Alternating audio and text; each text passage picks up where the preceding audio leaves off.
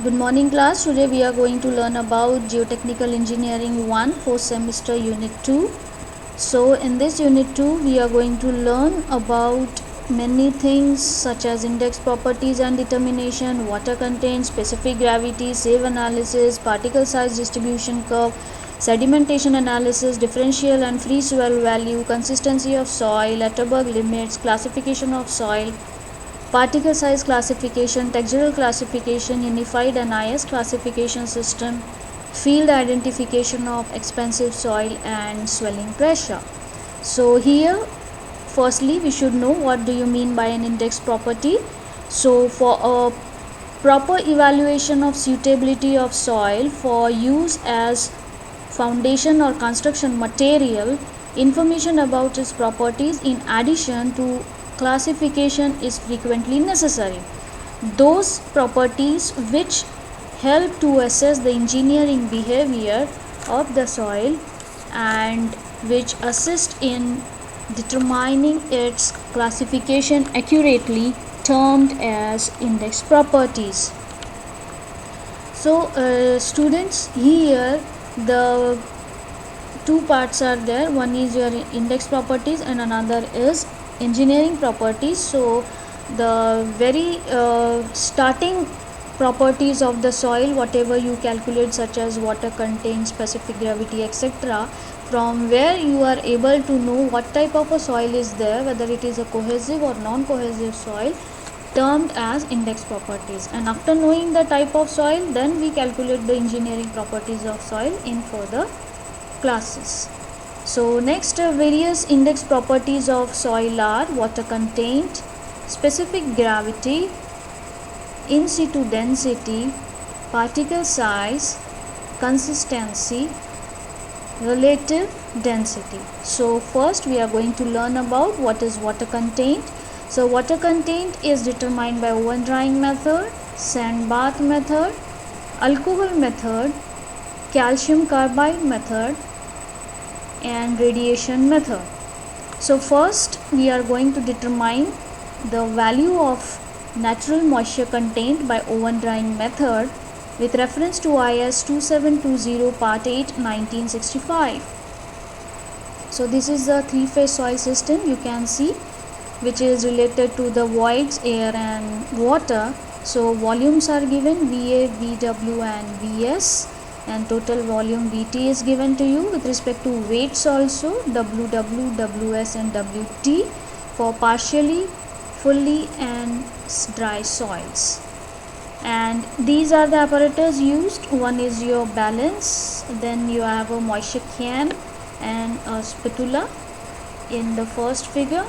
And after taking this, you can have the oven, and this is the drying oven, this is the moisture can, and this is the gloves which are using.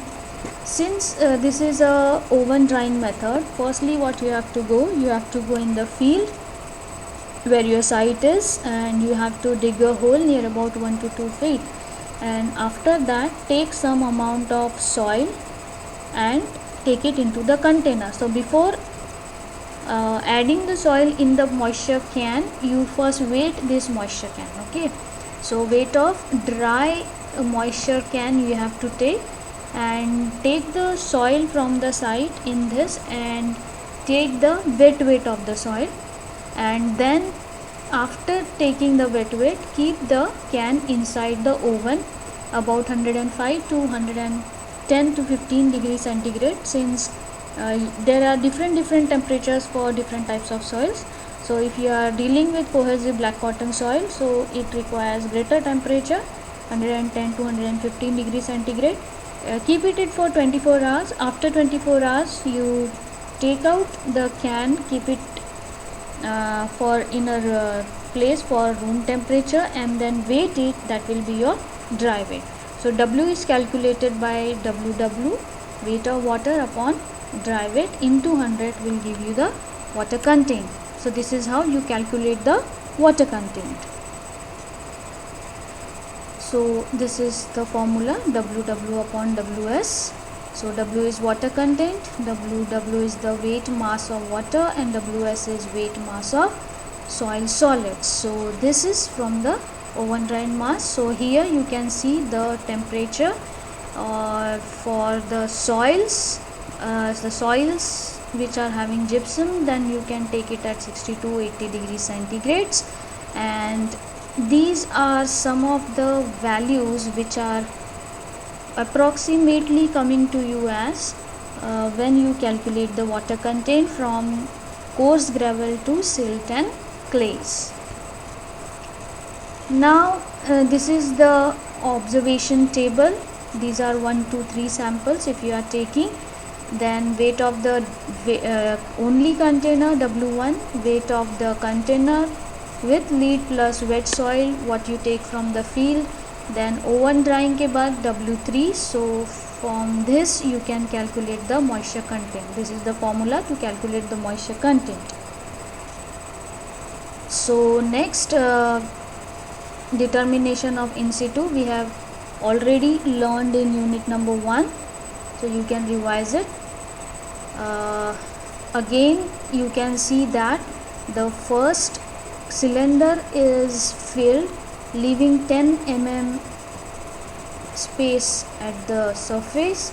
Then this container is kept on the calibrating jar and it is opened. So this is filled with the sand. Okay, since it is a sand replacement method, sieve the sand by 4.75 mm sieve and then fill it leaving some space above. Then keep it on the calibrating jar over here. This is calibrating jar, this is the cylinder. Then open the knob.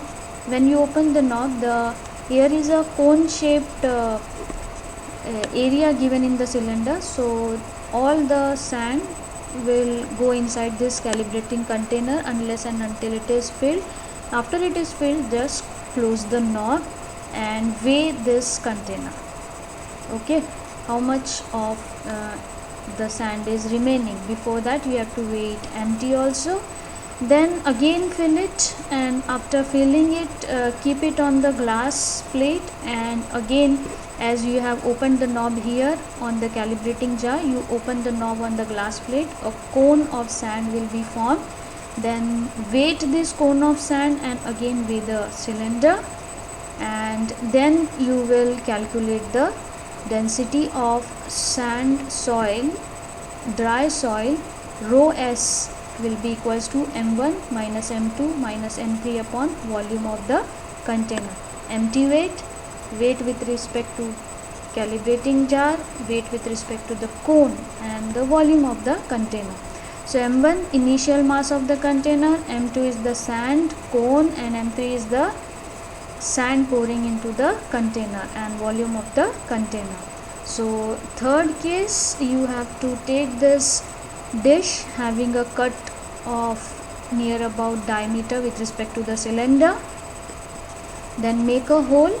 Then making a hole with respect to cone and diameter, and then bring all this soil of this hole in the container and weigh it, and after weighing it you will get all the values. So volume of the hole is given by this formula: m1 initial mass, m2 cone, sand cone, m4 is the mass of the cylinder after pouring into the hole, and rho S is the mass density of sand.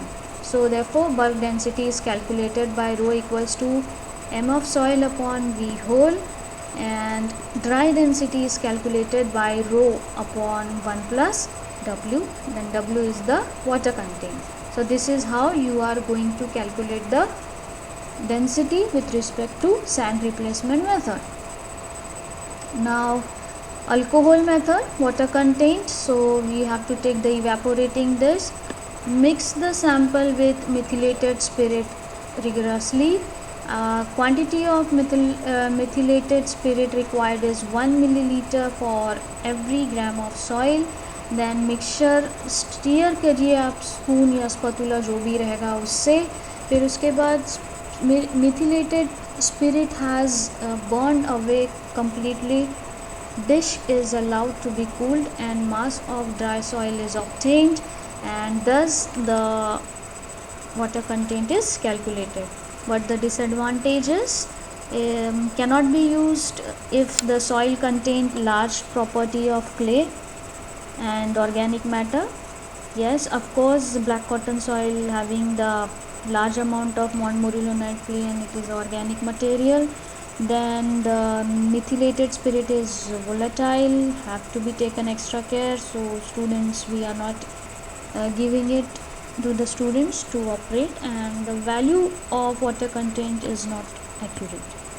Next is calcium carbide method. So this is with respect to the water content, and calcium carbide acetylene gas is produced when it reacts. So procedure is weight sample is placed in a sealed container containing calcium carbide. The test required 6 gram of soil. The pressure of acetylene produced acts on the diaphragm of moisture tester. The quantity of gas is indicated on a pressure gauge. From the calibrated scale of pressure gauge, the water content is determined, and that's how we determine the water content by calcium carbide method. And last method is radiation method. So in this, radioactive isotopes are used in determination of water content. A device containing radioactive isotopes material such as cobalt 60 is placed in the capsule, which is lowered in the steel casing. Steel casing has an opening from where the rays come out.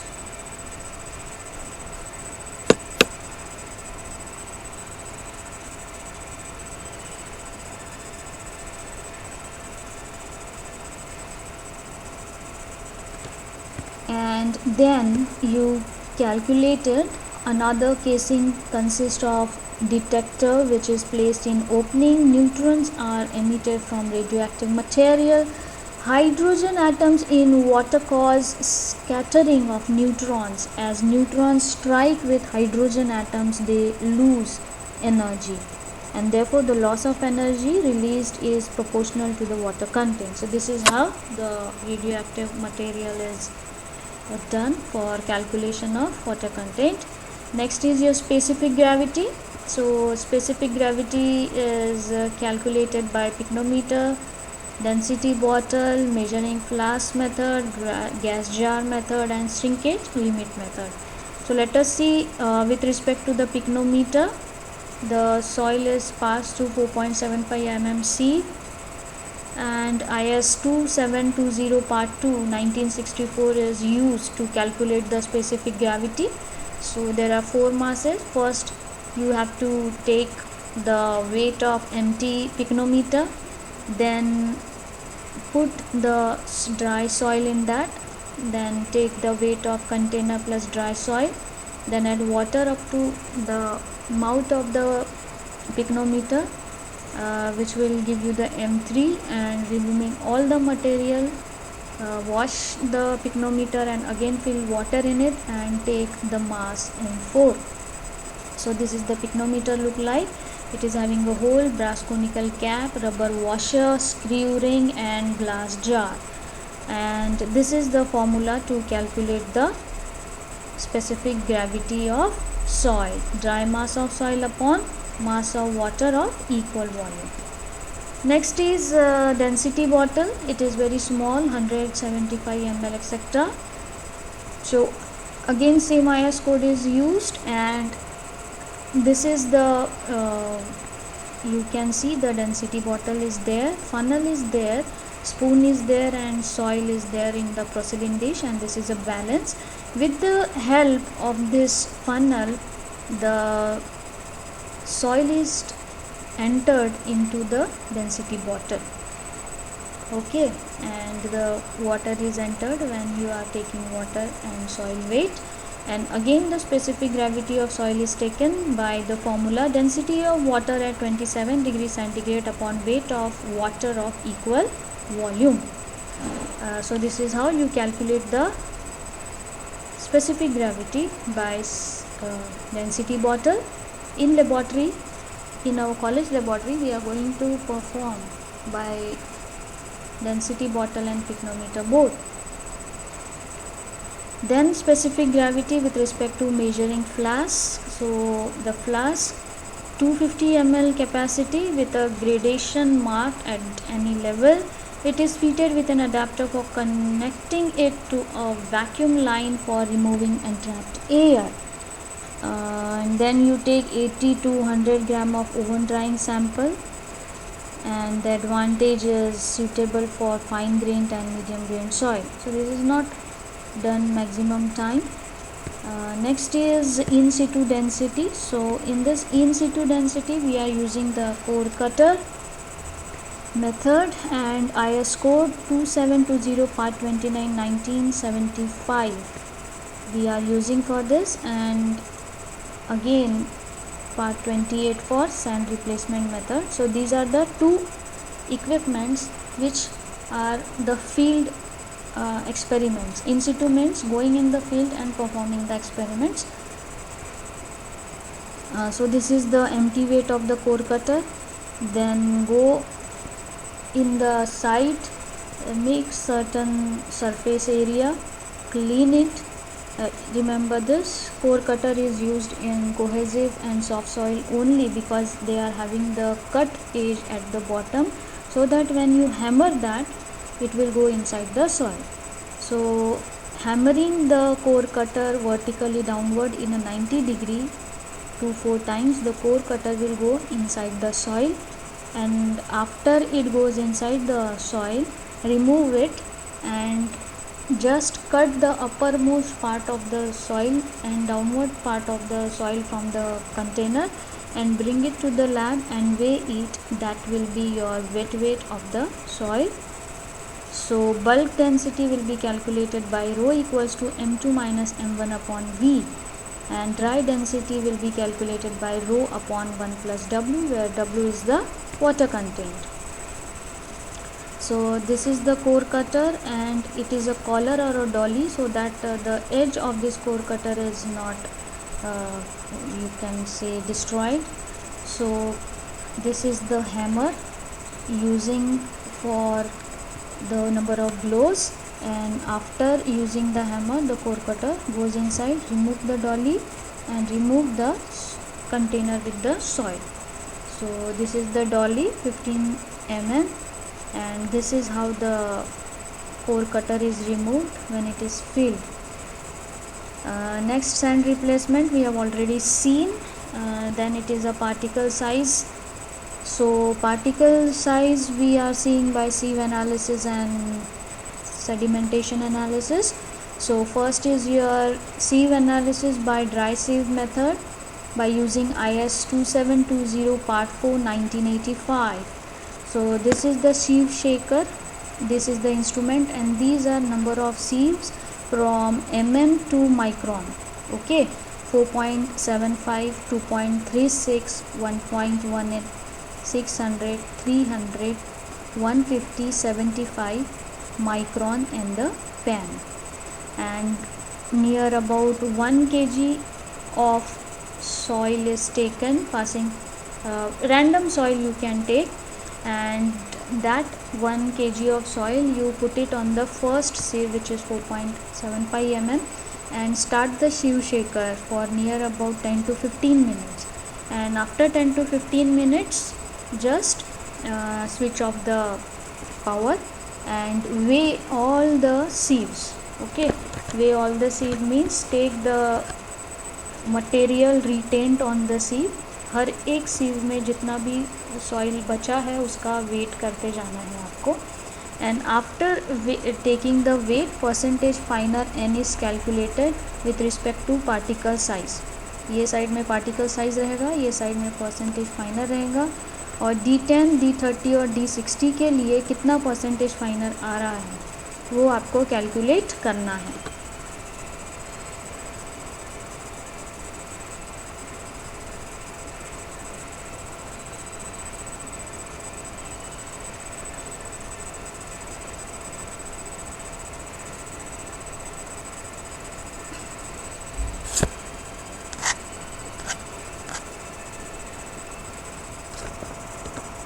So D10 is the effective diameter, percentage finer of 10%.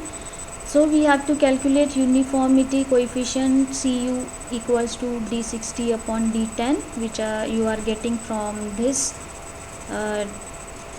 graph, and the graph we are using to calculate the sieve analysis is semi-log graph paper.